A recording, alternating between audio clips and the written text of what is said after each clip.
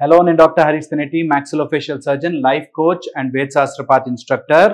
చాలా మందికి మెడిటేషన్ నేర్పిస్తూ ఉంటాము, సూర్య సాధన నేర్పిస్తూ ఉంటాము. అండ్ ఎలాగైనా సరే వాళ్ళని మోటివేట్ చేసేసి జీవితంలో చాలా ముందుకు వెళ్ళిపోవాలనే ఫీలింగ్లో ఉంటాము. ఇలా మేము మా ప్రాక్టీస్ చేస్తున్నప్పుడు ఆల్మోస్ట్ 15 years నుంచి నేను ఇవి చేస్తున్నా కదా, ఎంతోమంది మా దగ్గరకు వచ్చి అడిగే కొన్ని ప్రశ్నలు అట్లా వచ్చి ఆగిపోతాయి. ఎందుకు సార్ మా ఆయన ఇట్లా తయారయ్యాడు? ఎందుకు సార్ నా కొడుకు నా మాట వినడు? ఎందుకు సార్ వీడు ఇట్లా బిహేవ్ చేస్తున్నాడు? మొన్నటి దాకా బాగుండే ఎందుకు ఇట్లా తయారయ్యాడు?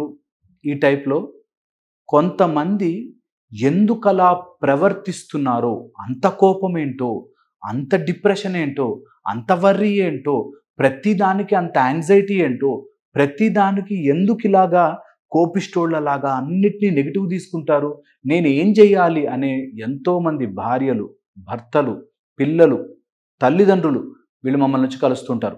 ఇక్కడ సీన్ చూస్తే ఒకడు బ్యాడ్ అని, మేము కొంచెం బెటర్గా ఉన్నామని, మమ్మల్ని వీడు అర్థం చేసుకోవట్లేదు అనే సీనే నడుస్తుంటుంది. మీరు మీ జీవితంలో ఎక్స్పెక్ట్ చేసి చూసుకోండి, నా కొడుకు ఎందుకు ఇలా ఉన్నాడు అనగానే, కొడుకు అనేవాడు ఒక పద్ధతిలో లేడు, నేను ఎంతో గొప్పగా పద్ధతి నేర్పిస్తున్నాను అనే సీన్ వస్తుంది మీకు. ఓకే, ఇలాగా చాలామంది నా కొడుకు బాలేదో, నా కోడలు బాలేదో, నా అల్లుడు బాలేదో, లేకపోతే మామ బాలేదో, అత్త బాలేదు, ఈ టైప్లో ఒకడు బాలేదు, నేను బాగున్నాను అనే సీన్ వస్తుంది.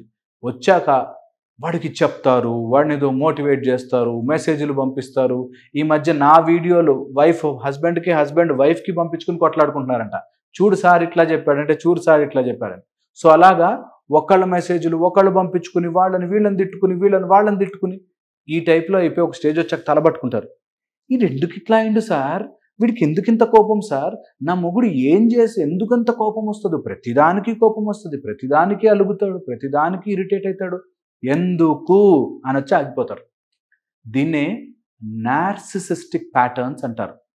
ఈ మధ్య నార్సిసిస్ట్ అని ఒక వీడియో చేశాను, చాలామంది కనెక్ట్ అయ్యారు. నార్సిసిస్ట్ ఏందో తెలియకుండా నేను అనే ఒక ఫీలింగ్లో ఉండిపోతారు.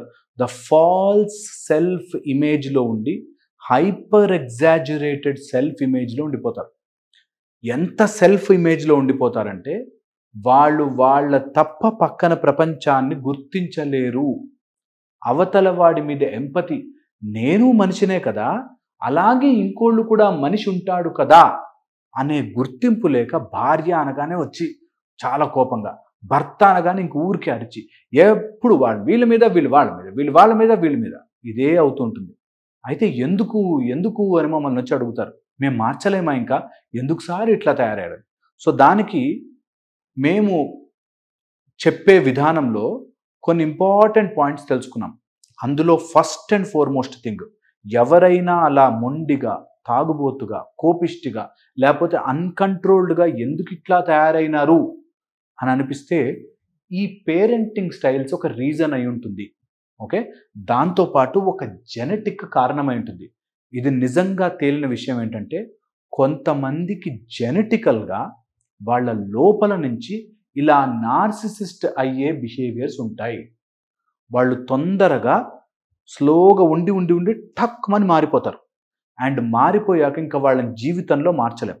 ఎప్పుడో స్టక్ అయిపోయిన ఒక ప్యాటర్న్లో ఉండిపోయి, ఈ ప్రపంచమంతా నన్ను ఏదో మోసం చేయడానికి ట్రై చేస్తుంది, నన్ను తక్కువ చేయడానికి ట్రై చేస్తుంది, నా భార్య నన్ను ఎప్పుడు అసహించుకోవడానికి ట్రై చేస్తుంది, నన్ను తక్కువ చేయాలని చూస్తుంది, లేకపోతే నా ముందు తెలివితేటలు ప్రదర్శిస్తోంది, వాళ్ళెవరితోనో తిరుగుతోంది అని చెప్పి ఇంకెప్పుడు వాడు ఆ మైండ్లో ఉండిపోతాడు. ఇంక అందులోంచి బయటకు రాడు. కోపంగా అరిస్తేనే కానీ సాల్వ్ కాదు అనే దాంట్లోకి వెళ్తారు. అది చాలా మటుకు జెనెటికల్గా ఉంటుందంట. సో జీన్స్ లోపల నుంచి వస్తుంది. వీళ్ళని కరెక్ట్ చెయ్యలేము. వీళ్ళని మా దగ్గరికి తీసుకొచ్చిన రీసెంట్గా కూడా ఒక లేడీ, అయితే ఏంటి, దేవుడు నాకేమిచ్చాడు, నేను ఎందుకు నమ్మాలి, మీలాంటి వాళ్ళు చెప్తే ఎందుకు నమ్మాలి, ఈ టైప్లో ఉంటారు. So very very dangerous. అలాంటి వాళ్ళు జెనెటికల్గా నార్సిసిస్టిక్ ఉంటారు. ఓకే, చాలా చాలా ఇంపార్టెంట్. సెకండ్ ప్యాటర్న్, దీని తర్వాత కొంతమంది పేరెంట్స్ ఎక్సెసివ్ ప్రైజ్ వల్ల, చిన్న ఏదైనా బొమ్మ గీసిన, వావ్ నా కొడుకు ఎంత గొప్పవాడు, నా కూతురు ఎంత గొప్పది, నా కూతురు ఎంత గొప్పది, ఎక్సెసివ్ ప్రైజ్ చాలా చాలా డేంజరస్ పిల్లలకి. ఏదైనా జరిగితే ఎక్సెసివ్ ప్రైజ్ చాలా చాలా తప్పు. అతిగా పొగడడం, పిల్లల్ని అనవసరంగా అతిగా టూ మచ్ అయిపోయి పొగడడం. ఇది ఈ మధ్య స్కూళ్ళలో కూడా చూస్తున్నాం. నేను వెళ్ళిన ప్రతి స్కూల్కి చెప్తాను, కాన్సలేషన్ ప్రైజులు తీసేయండి.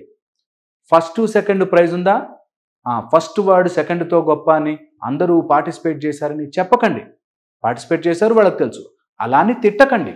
At the same time first వచ్చిన వాడు కష్టపడ్డాడు, సెకండ్ వచ్చిన వాడు ఓకే కష్టపడ్డాడు, మిగతా వాళ్ళు అంత టాలెంట్ లేదు అని ఒప్పుకొనివ్వండి. ఏం కాదు, తప్పు లేదు. కానీ అందరూ ఒకటే, పిల్లలందరూ ఈక్వలే, అందరూ ఒకటే అని నేర్పించడం వల్ల నన్ను పొగడట్లేదేంటి అనే ఫీలింగ్లోకి వెళ్తారు. వద్దు.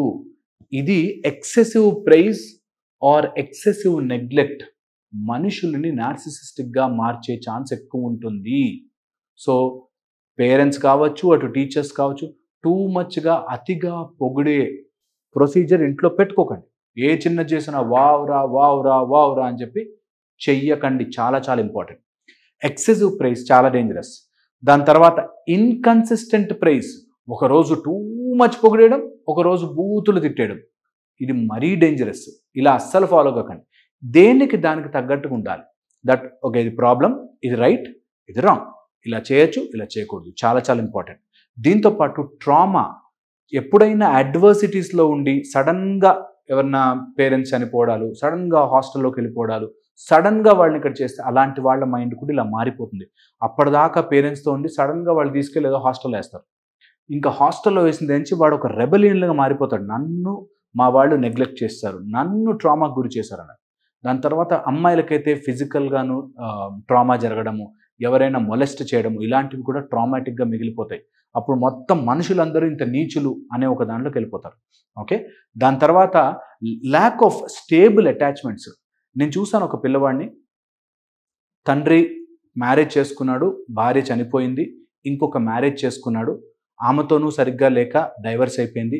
తర్వాత ఆయన యుఎస్ వెళ్ళిపోయాడు, ఇక్కడ ఒకళ్ళ ఇంట్లో పెట్టాడు, వాళ్ళ పెదనాన్న రిలేటివ్ ఇంట్లో పెట్టాడు. వాళ్ళకి తల్లిదండ్రులకి గొడవైంది అండ్ అదేంటో బాగాలేదు వాళ్ళు లేదు. సో అక్కడి నుంచి ఇల్లు మార్చాడు. అలాగా ఒక స్టేబుల్ అటాచ్మెంట్స్ లేక ఆ పిల్లవాడు ఎంత నార్సిస్టిక్ అయిపోయాడంటే ఇంట్లో సామాన్లు విసిరేస్తాడు, వినడు, తాగుబోతు అయిపోయాడు, ప్రాబ్లం అయిపోయాడు. So point is lack of stable attachments లేక, ఒక తల్లి తండ్రి ఒక బంధుత్వము లేకపోతే చాలా ప్రాబ్లం నార్సిస్టిక్ అయిపోయే ఛాన్స్ ఉంటుంది.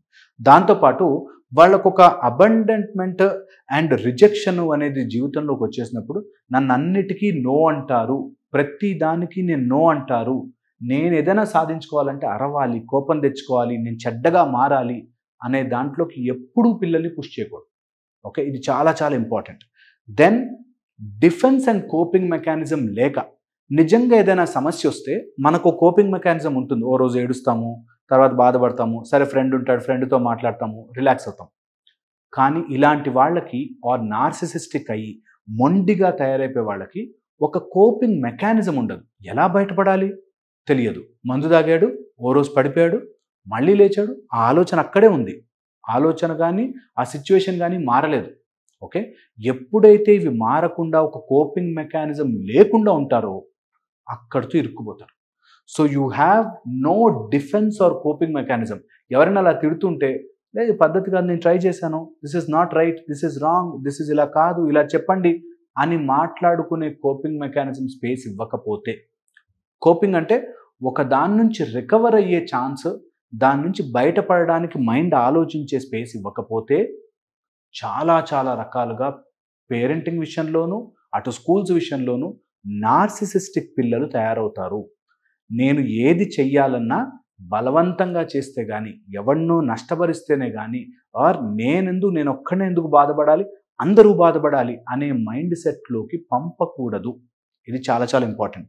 దీంతోపాటు మళ్ళీ జెనెటికల్ రీజన్ కావచ్చు, సమ్టైమ్స్ అక్వైర్డ్ రీజన్స్ కావచ్చు, సమ్టైమ్స్ మన గ్రహస్థితి అంటే కొన్ని ప్లానెటరీ పొజిషన్స్ కొన్ని సందర్భాల్లో ఉన్నప్పుడు పిచ్చిగా చేస్తారు. కేతువు చంద్రుడు ఒక చోట చేరడము, లేదా శుక్రుడు వీక్ ఉండడము, లేకపోతే గురువు ఓ చోటు ఇట్లా ఉండడం వల్ల ఖచ్చితంగా చాలా రాంగ్గా ప్రవర్తన మారిపోతుంది. ఇది తెలుసుకుని మనం చేయాల్సింది ఏంటంటే, అయ్యో అవునా నా గ్రహాలు బ్యాడ్ ఉన్నాయని భయపడిపోవడం కాకుండా, దీని నుంచి మెల్లగా మనని మనం బయటికి తెచ్చుకోవాలి. నాకు ఎప్పుడో చిన్నప్పుడు మా నాన్న అలా చేశాడని చెప్పి ఈరోజు నేను బాధపడుతూ కూర్చుంటే సరికాదు అనే విషయం తెలుసుకోవాలి. అలాంటి వాళ్ళని take them back to their stage. అక్కడి నుంచి వాళ్ళని మళ్ళీ వెనక్కి తీసుకురాగలిగితే, మళ్ళీ వాళ్ళని మనము రీకూప్ చేయగలిగితే చూస్తుండగానే 6 నెలలు ఆఫ్ థెరపీలో మొత్తం నార్మల్ అవుతారు. సో అందుకని ఎప్పుడైనా మీకు ఏంట్రా బాబు ఈ ప్రాబ్లం, ఎవడరా, ఎందుకింత కోపం రా నీకు, ఏం చేశాం రా అని అనిపిస్తే వాళ్ళని మెల్లగా take them back to their childhood, take them back, ఎక్కడైతే స్టక్ అయి ఉన్నారో అక్కడికి మాటల ద్వారా తీసుకెళ్ళి అక్కడి నుంచి రిలీవ్ చేయిస్తే చాలా చాలా బాగుంటుంది. మేము మెడిటేషన్స్ ద్వారా, శ్రీ సూర్య త్రిచక్ర సాధన ద్వారా, గ్రూప్ డిస్కషన్స్ ద్వారా, లేకపోతే మనం పెడుతున్న free camps, free sessions, free talks, వీటి ద్వారా మీరు ఎవరికైనా 10 మందికి చేర్చగలిగిన ఈ మాట చేర్చండి. నార్సిసిస్టిక్ పిల్లల్ని మనం ఇప్పుడు గుంపులు గుంపులుగా తయారు చేస్తున్నాం, who have false self image. నా గురించి నా ఆలోచన చాలా చెడ్డగా, నా గురించి తెలియకుండానే ఒక కవచంలా ఏర్పరచుకుంటాం. అది తప్పు. అలాంటి వాటి నుంచి బయటకు రావాలి. హోప్ నేను చెప్పింది మీరు ఆలోచిస్తారని. మళ్ళీ ఇంకో వీడియోలో కలుస్తాను. సంతోషం.